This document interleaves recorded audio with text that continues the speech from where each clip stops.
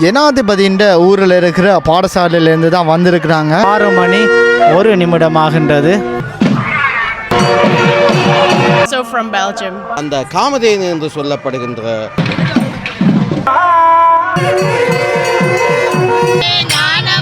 The people are very nicely dressed. எத்தனை பேர் போனாலும் எத்தனை ஆயிரம் பேர் சென்றாலும் அவர்களுக்கு வேண்டிய அப்படின்னு சொல்லி 6:44 இருக்கும். Very happy, very happy.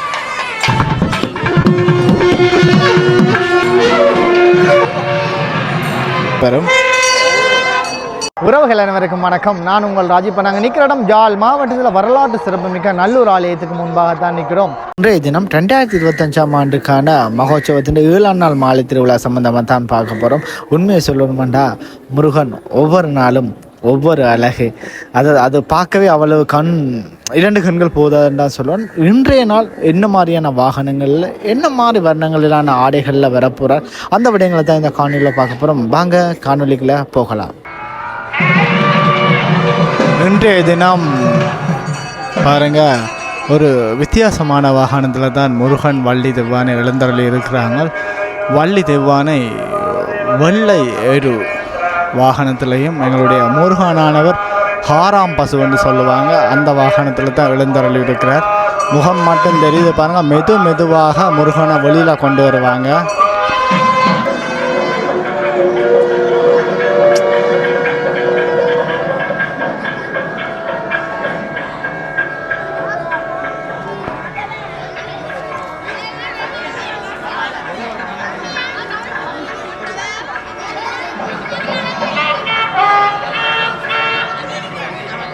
What's your name? Hi, my name is Lotte. Yeah, your name? Charlotte, You from? Belgium. Also from Belgium. Yeah, same Belgium. Yes. How's it this place? Very nice. It's really nice, this place. Yeah, beautiful colors, and the people are very nicely dressed, and it's amazing. It's beautiful. Yeah, the first time coming? Yes, first time. Yeah, you? Yes, the same for me. Also my first time. You're feeling still now. What? You feel still now. I don't understand. You feel meaning happy. Oh, I'm feeling my feelings. Yeah, Yes, feel. very happy, very happy. I feel very happy right now. Yes, it's a little bit hot, but very happy. Sri Lanka like other places. Sri Lanka like A bit like all Sri Lanka. if we went to other places. Yeah. Ah, yes, we've been to a lot of places in Sri Lanka. The place's name? Sigiriya, Sigiriya. Trincomalee. We've been to Kandy, Ella, Hirikitia, and after we're going to Mannar Island, to Negombo and Colombo. Negombo. Yes. Yeah, Negombo is beautiful places, huh? Yes, very beautiful, very nice. Yeah, same. We Yeah, traveled same. together. Yes. You are the sister? No, No. no, just friends. Just friend. Yes. You are beautiful. Oh, thank you. Okay, thank you so much. Thank you. சரியாக இப்போ நேரம் 5 மணி 35 நிமிடங்கள் ஆகின்றது. இப்போ இங்கே இருக்கிற பக்தர்களை பாருங்கள். பாருங்கள், இந்த சிங்கள மாணவர்கள் எல்லாருமே எங்களுடைய ஜனாதிபதியின் ஊரில் இருக்கிற பாடசாலையிலேருந்து தான் வந்திருக்கிறாங்க. பாருங்கள்,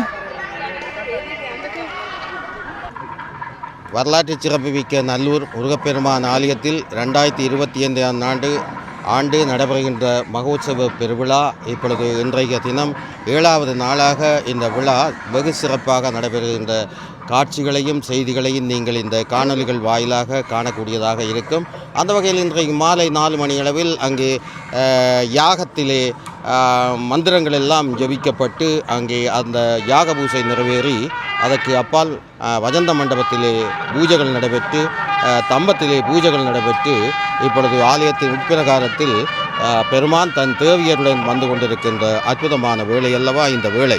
இந்த வேளையிலே நாங்கள் இன்றைய சிறப்புகளை நோக்கும் பொழுது இன்றைக்கு முருகப்பெருமான் அங்கே அழகிய அந்த காமதேனு என்று சொல்லப்படுகின்ற அந்த பசுவிலே வந்து கொண்டிருக்கின்றார். அதே போல இடப வாகனத்திலே தேவியர் இருவரும் வந்து கொண்டிருப்பார். அவை நீங்கள் பார்க்கக்கூடியதாக இருக்கும்.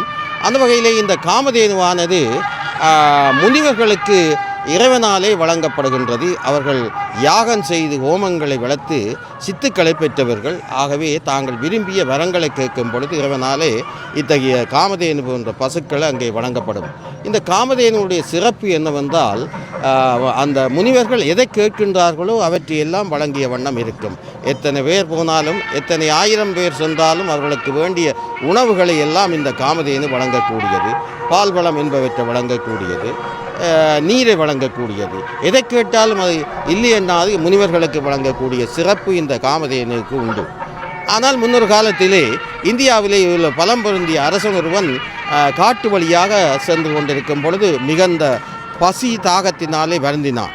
அவன் முனிவருடைய ஆசிரமத்தை அடைந்து அங்கே முனிவரிடம் மண்டியிட்டு தன்னுடைய பசி எல்லாவற்றையும் போக்கி நீரின் ஆகாரத்தை மறந்துவிட்டு அவனுக்கு ஒரு எண்ணம் வந்தது, இந்த காமதேனுவன் நான் கவர்ந்து சென்றால் என்ன என்று. அவன் முனிவரிடம் கேட்டான், இந்த காமதேன் எனக்கு தரவிட வேண்டும் என்று. அவர் மறுத்து விட்டார். அப்பொழுது அவன் கட்டளையிட்டான், இது அரசனுடைய கட்டளை, எனவே காமதேனு தந்துதான் ஆக வேண்டும் என்று.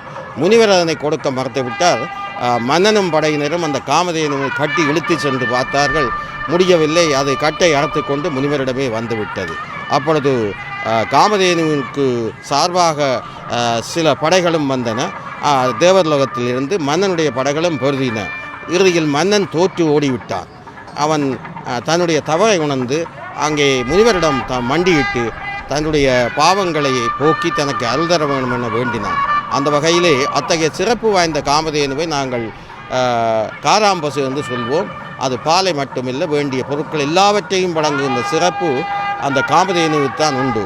இத்தகைய பசுக்களை இப்பொழுது நாங்கள் காண முடியாது. இவைகளை எல்லாம் நாங்கள் புராணங்கள் வாயிலாக அறிகின்றோம், இதிகாச கதைகள் மூலம் அறிகின்றோம்.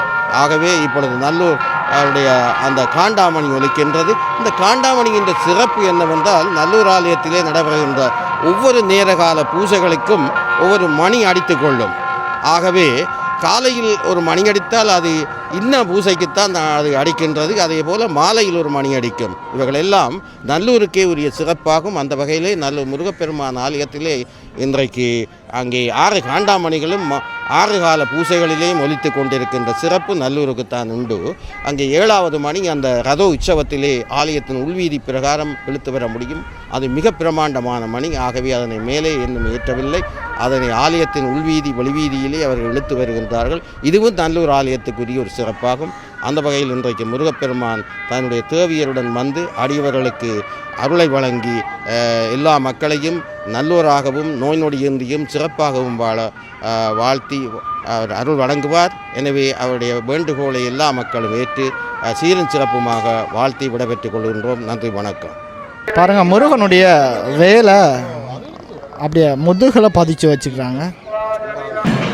இன்றைய தினம் குருக்களுடைய வேஷ்டியை பாருங்கள், ஒரு நீல கலர் வேஷ்டி தான் அணிஞ்சு கொண்டிருக்கிறாங்க.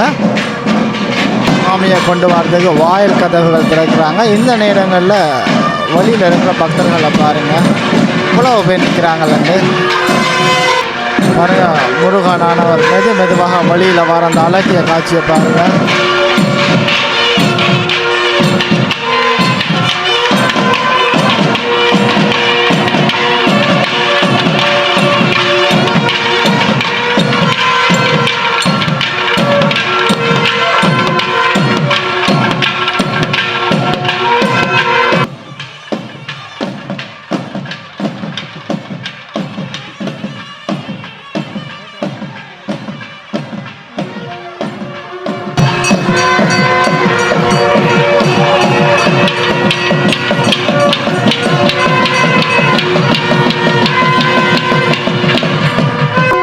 சுவாமியை சரியாக வழியில் கொண்டு வராங்க. 6 மணி 1 நிமிடம் ஆகின்றது.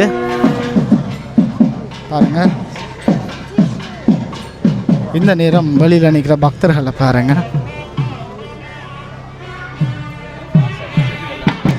சரியாக பாருங்க, இப்போ கிழக்கு வாசலில் இருந்து தெற்கு வாசல் போகிறதுக்கு சுவாமி திரும்பி போகிற அந்த அழகிய காட்சியை தான் நீங்கள் இப்போ பார்க்குறீங்க. இன்றைய தினம் காமதேனு வாகனத்தில் எங்களுடைய முருகனும், இடப வாகனத்தில் எங்களுடைய வள்ளி தேவானி வர அந்த அழகிய காட்சியை பாருங்கள். சரியாக இப்போ பாருங்கள் தெற்கு வாசல் அருகாமை எங்களுடைய சாமி வந்து நிற்கிறார்.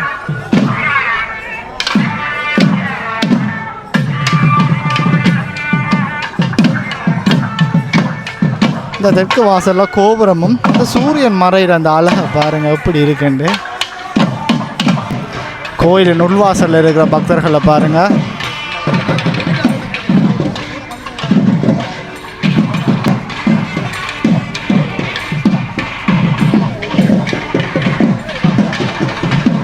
மெதுவாக அழகாக தெற்கு வாசல் நோக்கி அசைந்து வர அந்த முருகனுடைய அழகையும் வள்ளி தெய்வானுடைய அழகையும் பாருங்கள்.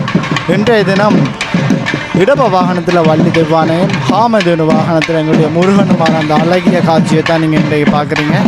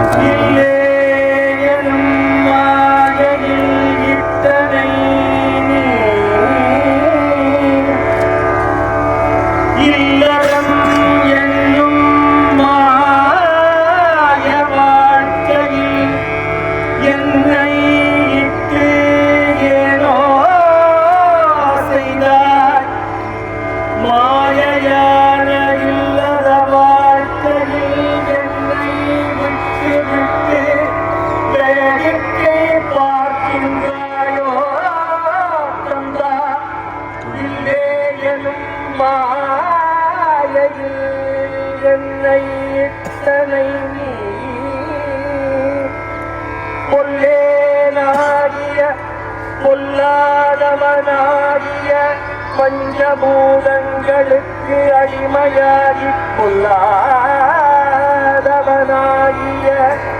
என்னுடைய அறியாமையை பொறுத்திரையோ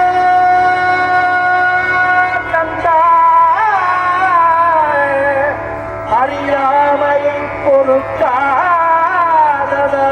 தானோ இல்லறம் என்னும் மாய வாழ்க்கையில் என்னை நீ விட்டு விட்டாய் கந்தா.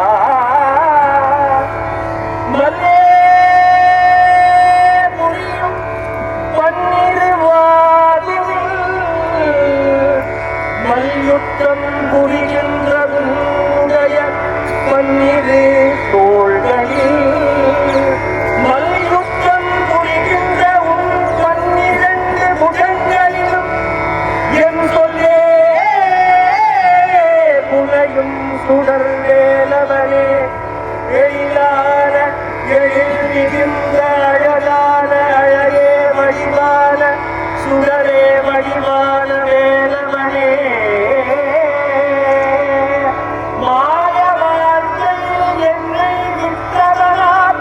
என்னை சமாதானப்படுத்தவோ என் சொற்களாலான பாடலை உன் 12 புஜங்களிலே சுமக்கின்றாய். மாலையாக சுமக்கின்ற வடிவேலவனே சுடர்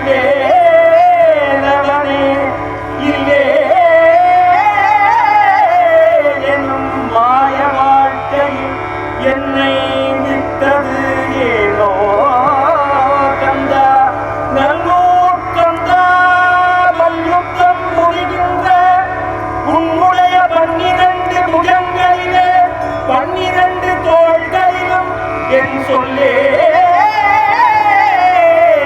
அடியேனுடைய சொல்லையே மாலையாக பாடலையே சுடர்வே கந்தா நல்லூர் கந்தா எனும் மாய வாழ்க்கை விட்டனை கொல்லே அறியாமை பொருத்தினையே மல்லே பொறி பன்னிருவாடுவே சொல்லே புனையும் சுடர்வேலவனே கந்தா சுடர்வேலவனே.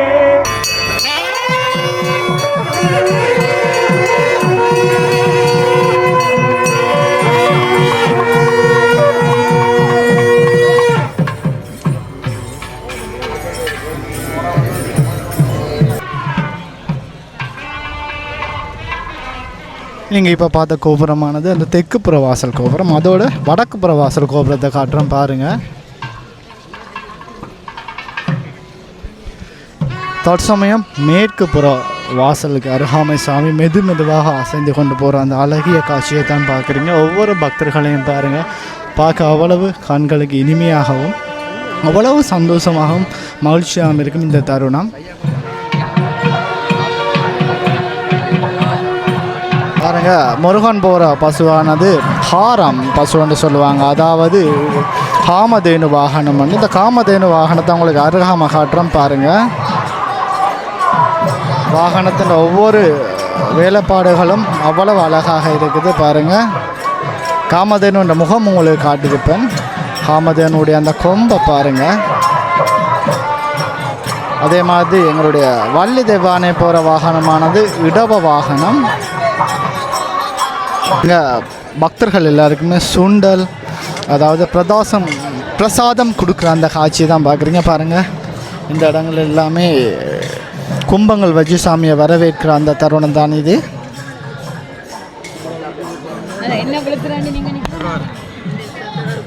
நான் கை வைக்கக்கூடாது.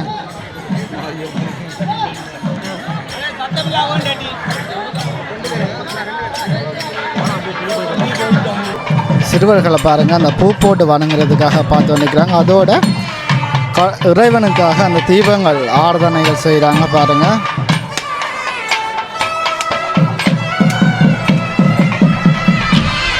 இந்த இடங்கள், அதாவது ஒவ்வொரு கோபுர வாசல்லையும் ஒவ்வொரு திசைகளிலும் அதிகளவான சத்தங்கள், நாதஸ்வரங்கள் ஒலிக்கப்படும்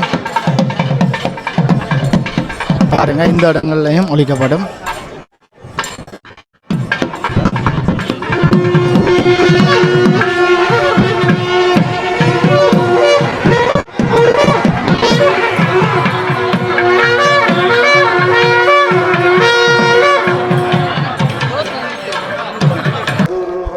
பாருங்கள், இப்போ நாங்கள் சரியாக கிழக்கு புற வாசல்லேருந்து மெதுவாக முருகன் அசைந்து கொண்டு போகிற அந்த அழகிய காட்சியை தான் இப்போ பார்க்குறோம்.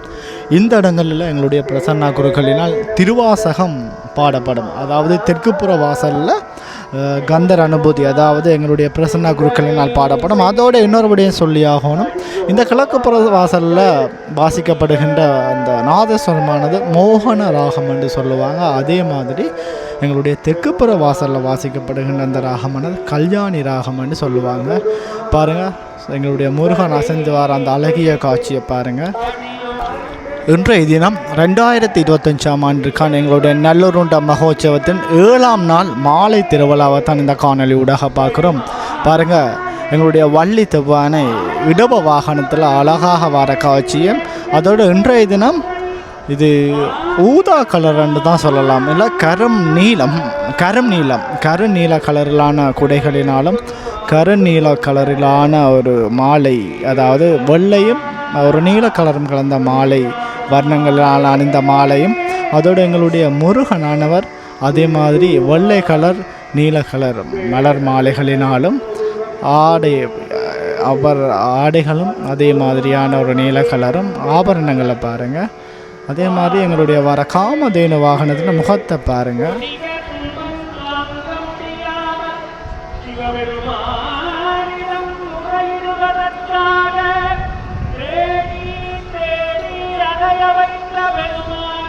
பாருங்கள் இந்த நேரங்களில் கோயிலில் இருக்கிற பக்தர்களை பாருங்கள். சரியாக இப்போ நேரம் 6:35 ஆகின்றது. எங்களுடைய ராஜ கோபுரத்தை பாருங்கள்.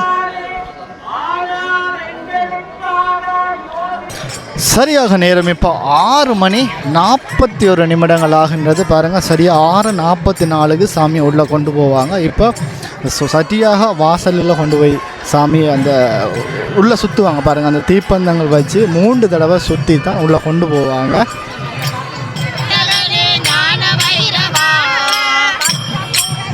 பாருங்கள், இந்த தீப்பந்தங்களை வச்சு 3 தடவை சுற்றிய பிறகு தான் சாமியை உள்ளே கொண்டு போவாங்க. உள்ளே கொண்டு போவதுக்கு நான் நேரத்தை காட்டணும்னு சொல்லி 6:44 இருக்கும். பாருங்கள்,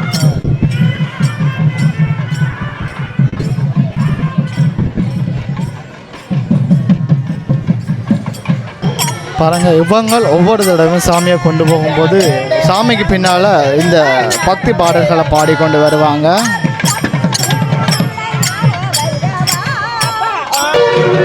பாருங்கள், சாமியை உள்ளே கொண்டு போகும்போது அதிகளவான நாதஸ்வரம் மேளங்கள் இந்த ஒலிகள் எழுப்புவாங்க வளமையாகவே.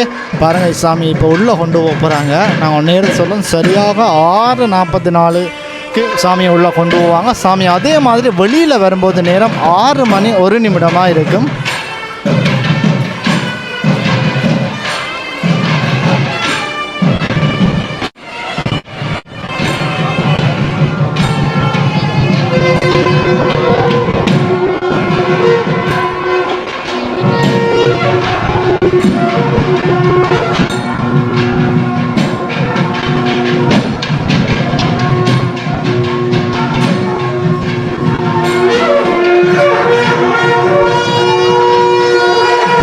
இந்த இடத்துல வாகனங்கள் எல்லாமே இறக்கி வச்சுடுவாங்க. வாகனத்தை வச்சுட்டு சாமியை மட்டும்தான் உள்ளே கொண்டு போவாங்க.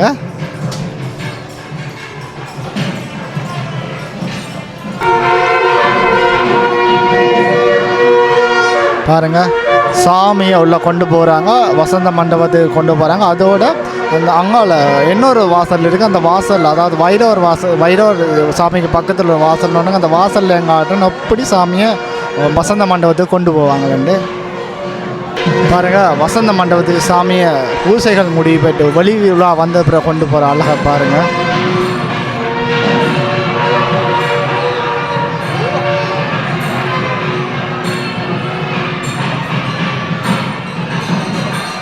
பாருங்கள், இறுதியாக இந்த வைரவர் சுவாமி இருக்கிற அந்த வாசல் கதவு திறக்கப்படும். இந்த வாயில் கதவு திறக்கப்பட்டதன் பிறகு அனைத்து சுவாமி பிரதான குருக்கள் எல்லாரும் உள்ள இருக்கிற அனைத்து குருக்களுமே வெளியில் வருவாங்க. வெளியில் வந்து இந்த யாகசாலையம் ஒன்று, இதில் அக்னி பூசைகள் இடம்பெறும். பூக்கள் தூவி தீபங்கள் காட்டி அக்னி பூசைகள் இடம்பெறும். அதன் பிறகு இந்த 2025 ஆண்டு 7ஆம் நாளுக்கான திருவிழாவானது நிறைவு பெறும்.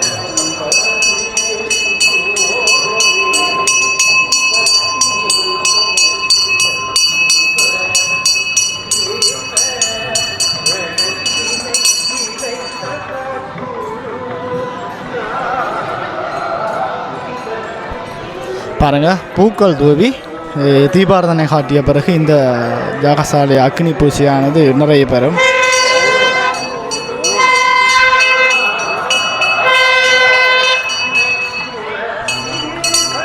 அதோடு இந்த காணொலியில் 2025 ஆண்டு மகோத்சவம் 7வது நாள் மாலை பூசைன்னு தான் உங்களுக்கு காண்பித்திருப்பேன். ஒவ்வொரு அந்த காணொலியும் அவ்வளோ அழகாக இருக்கும். முழுமையாக பாருங்கள். அதோடு என்னுடைய சேனலில் யாராவது புதிதாக வந்தால் சேனலை சப்ஸ்கிரைப் பண்ணி இந்த காணொலியை அனைவருக்கும் பகிர்ந்து கொள்ளுங்கள். அதோட ஒவ்வொரு முறையும் பாருங்கள், பூசைகள் இடம்பெற்ற பிறகு அந்த சுவாமி வாகனம் எல்லாமே கொண்டு வருவாங்க. அதாவது சுவாமி வாகனத்தை தூக்குற அந்த கம்பம் இருக்குது தானே, இந்த கம்பத்தை கொண்டு போவாங்க. பாருங்கள், கம்பத்தின் நீளத்தை பாருங்கள். அதோட சுவாமியை ஏற்கனவே கொண்டு போயிட்டாங்க.